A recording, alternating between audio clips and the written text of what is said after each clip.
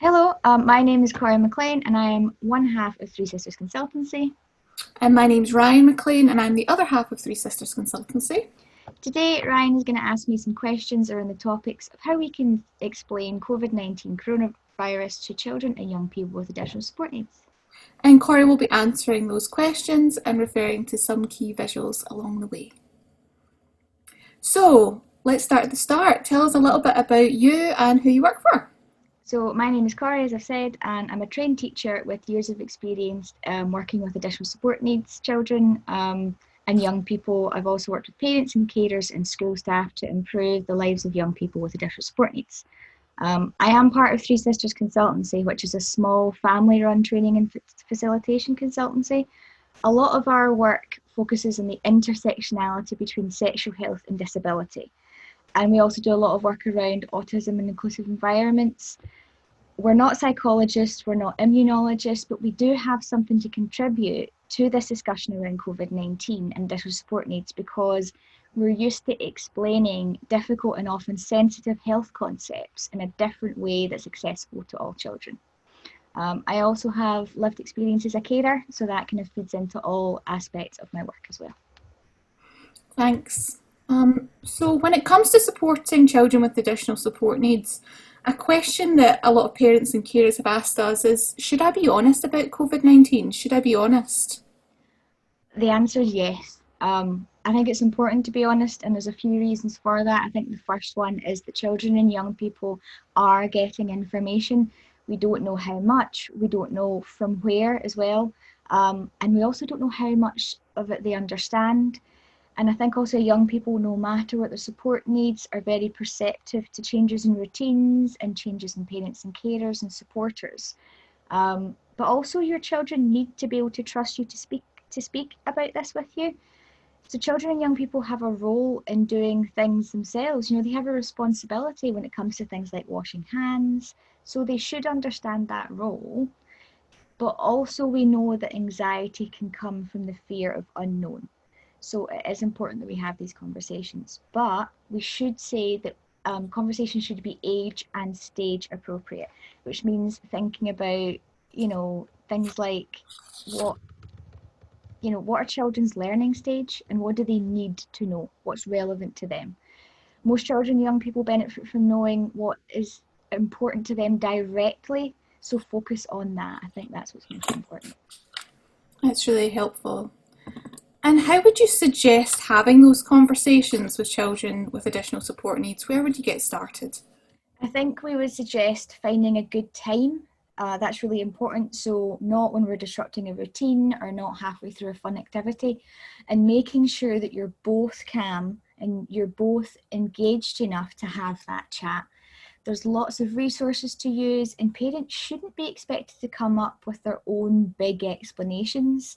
Our recommendations is think about things like how your child learns and find resources from there. So, for example, there are a number of great YouTube videos online, and if you search COVID-19 social stories, there's lots of social stories that kids will respond to. So there's some really good places to start. So we would recommend keepsafe.org.uk. They've got some wonderful resources. Also the National Autistic Society. They've got some great stuff if you Google that.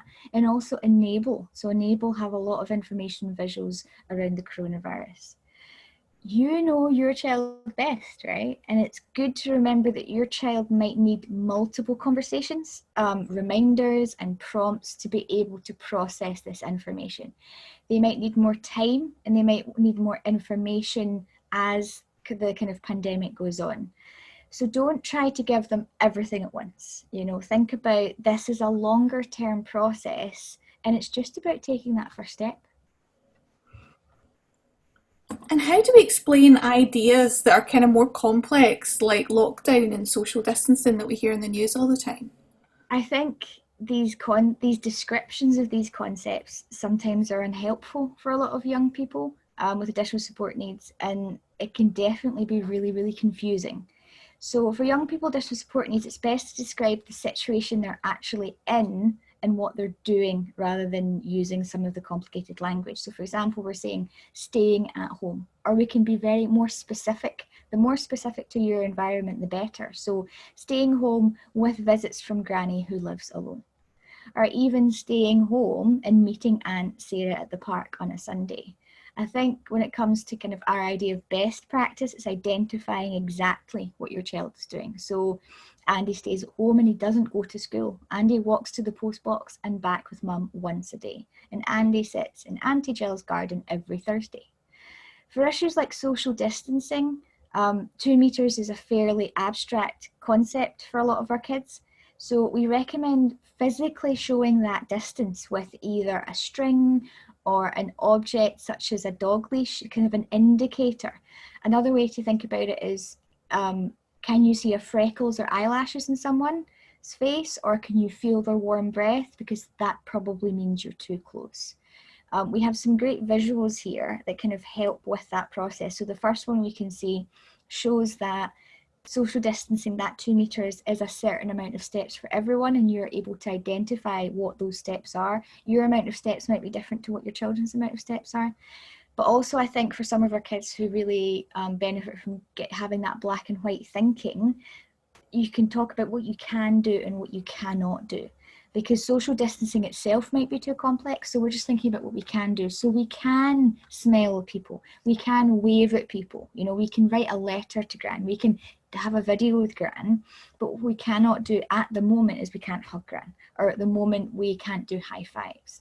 And what's good about a visual like this is you can change it up, you can cut off the pieces and you can change them round to make them relevant to what's going on and what the rules are at the moment wherever you are based. I think that's especially important as we're headed back to school, Yeah. where things are kind of changing and the rules in school are a little bit different, and even for younger children and older children. So an I can and I can't chart means that you're able to, without having the stress of creating all new resources, just sugar things about a bit and chat to kids about it. Agreed. A big issue coming up for a lot of families and people who support children and young people is mask wearing and hand washing. So do you have any tips about how we can support young people and children with those things, which can be really challenging? Yeah, I think there's stuff that we've learned personally and that we've heard from other parents and carers. So for washing hands, things like exploring smells and textures of different hand washes, and also things like temperature of water can make a huge difference to the sensory impact. Using a large bowl or bucket if kind of running water is a bit too overwhelming. We can also make it interactive with our social distance. You know, can we, for example, sing a song from their favourite TV show? Can Thomas the Tank Engine get a wash himself? And can he be getting his body washed when you're also washing your hands to kind of keep your child engaged? Also, giving each child a role can be a great way to distract them. So for example, can we have a soap manager? Can we have a water temperature manager? Can we have a towel manager? If a smell is too strong, giving a young person a kind of strong tasting or minty, sweetie or chew can distract them from the process, because that smell is what they're focusing on. Another great thing that works for some children is something that they hear at school, 2 stars and a wish. So it's the idea that they can rate each other's hand washing with 2 positives and then 1 thing that they can improve on, because we're learning a skill with hand washing. So it might be that we say, oh, I really love the way that you got in between your fingers and you got all the bubbles on your wrist, and that's really good. You see, next time, should we try rubbing the bubbles into our wrists as well? When it comes to wearing a face mask, I think that can be difficult for a lot of us, whether we have additional support needs or not, but these are things we should consider. Modelling masks at home, so practicing and normalising them can be a great thing. So things like putting them on and taking them off. So even having a teddy wearing a mask can be great, or having some sort of toy that we have at home, they can also be wearing a mask to try and normalise that feeling. We can also start with smaller steps, so holding up the mask in our face and seeing how that feels, and then the next time maybe putting it over our ears, and maybe the next time wearing it for 2 minutes around the house to see how that feels. Building masks into routine is a really great way of, once again, normalizing it. So maybe, you know, after breakfast we all put on our masks for 5 minutes just to see how that feels. Also, giving a choice of the type of mask can make such a difference. It can be pattern, it can be style, but also fabric if there's a sensory sensitivity. It can actually be cheaper to try with materials that you have at home. So if you know, for example, that your child really likes the feeling of lycra or cotton, you can use that. And, you know, it's really easy for you to be able to do that. There are also these things called ear savers. I'm going to show you an ear saver here. Give me a second. So here's an example of one, and this is an elasticated band at the back of your mask. And what's really good about this is then it goes over your head and it stays around your neck, so it's much less easy to lose. And what's really good about this is it takes away the uncomfortableness of having the kind of elastic around your ears, which can be something that's quite overwhelming for our children. There's lots of different types of ear savers, whether they're plastic bits that go here, but this one's really good. Also, they have different patterns. You can get Thomas the Tank Engine ones, you can get, you know, unicorn ones, so there's lots of different types. And it can just make it a little bit more accessible for our children. Also, you know, practice speaking through the mask. I think that's something that we don't necessarily think about, because when we're wearing a mask, our voice sounds a little bit muffled. So we might have to think about the volume needed. So we have a lot of people talk about having an inside voice and an outside voice. We might have to practice having a mask voice. So do we have to be a little bit clearer when we speak? Do we have to be a little bit louder when we speak? But I think most importantly is a lot of praise and support, because this is something that a lot of our children might really struggle with. So praising them and letting them know that they're doing a good job, even if they have just worn it for 30 seconds that day, because if we have a lot of praise and support, it might mean that we can add in more time wearing the mask. And, you know, parents also should know that masks can't be enforced when they cause significant distress for the individual, or there may be health implications. So there is guidance available from the Scottish Government website about any exceptions to mandatory mask wearing. So if you're someone who knows that your child is struggling, or there's some kind of concern around their health around breathing, please do have a look at that website, because it can tell you whether your child is exempt or not. And this social story here sort of outlines for some children, young people, why they're wearing a mask and what it's going to look like and taking it on and off. Are there sort of resources out there for families to look at? There are some great ones, and you know, from all different ages. And what's really good about this one is it identifies, first of all, that there are also hand washing as well, but it talks about the feeling of having a mask on, and I think that's really important. And sometimes for some of our children, we need to remind them that even if someone has a mask on, they still have a mouth, they still have a nose, they're still smiling. So talking about the fact that just because we don't see someone's expressions doesn't mean they aren't expressing their feelings. So that's something to think about as well. We might have to be more expressive about our feelings rather than using our facial expressions when we're wearing a mask. Absolutely. The final thing is, I guess things are still changing right now in Scotland every single day in the news. So how can parents kind of keep ahead of things and make sure they're on top of explaining those changes?